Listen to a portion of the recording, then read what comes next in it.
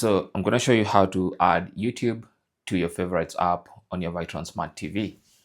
So let's say you've already installed YouTube and you kind of have a hard time trying to reach it.